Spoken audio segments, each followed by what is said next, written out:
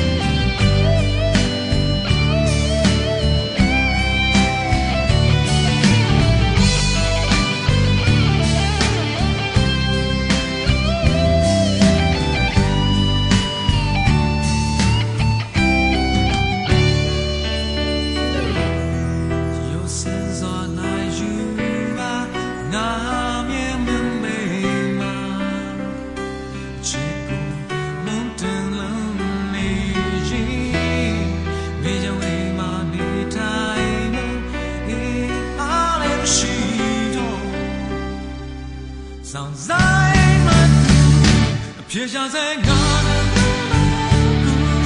这并没有别家的第三那么被带到去那样的人嘛我也没那西北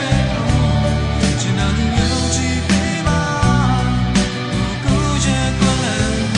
撇下在那的这并没有别家的第三